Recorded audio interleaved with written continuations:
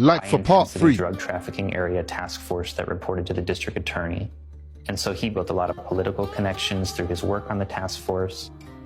And then in 2005, he decided to run against the incumbent sheriff. When he ran, Lupe Trevino said that, I'm going to modernize the sheriff's office. I'm going to make sure the deputies are well paid.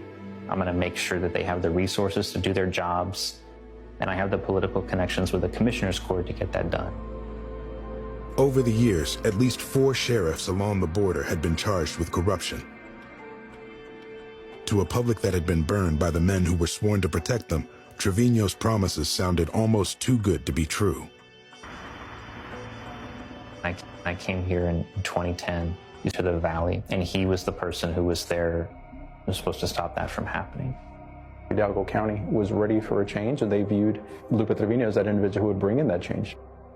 In 2004, Lupe was elected sheriff, giving the people of Hidalgo County hope for a new era of aggressive drug enforcement.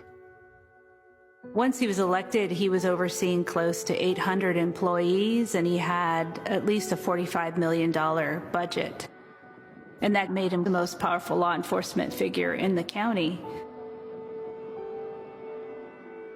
The first 4 years of Sheriff Trevino, basically a lot of good things appear to have happened in Hidalgo County. Trevino soon caught the eye of the Secretary of Homeland Security, and he seemed to be heading up to the national stage. Janet Napolitano implemented a coalition of border sheriffs across the Southwest who would advise her of border-related issues.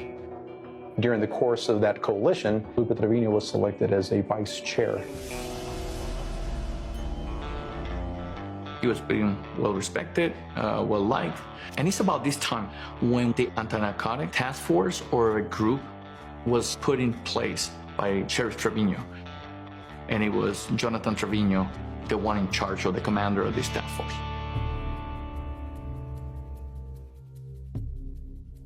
The Trevinos were Hidalgo County royalty. Everybody knew Lupe, his wife Mary, and their 3 sons. Jonathan was the baby. He got middling grades in high school, tried to go to community college, and received even worse grades there. Jonathan's reputation was that he loved partying, he loved going to strip joints, he loved money, and he loved having... Lupe wasn't giving up on his son. He hoped that a career as a cop would help Jonathan Trevino straighten up his act. And in 2004, at the same time that his father was elected sheriff, Jonathan entered the police academy as a new recruit. Lupe Trevino was bound and determined to have his son, Jonathan, to win the Texas Narcotic Officer of the Year. The perception from the law enforcement community was that Jonathan was being groomed by his father for bigger and better things down the road. In 2009, Lupe Trevino created a powerful squad called the Panama Unit to aggressively deal with the drug smuggling issues in the county, and he put Jonathan in charge. So he started the Panama Unit to provide Jonathan with the opportunity to effect a lot of drug seizures, money seizures, and give him the tools to develop complex investigations. The purpose of the unit was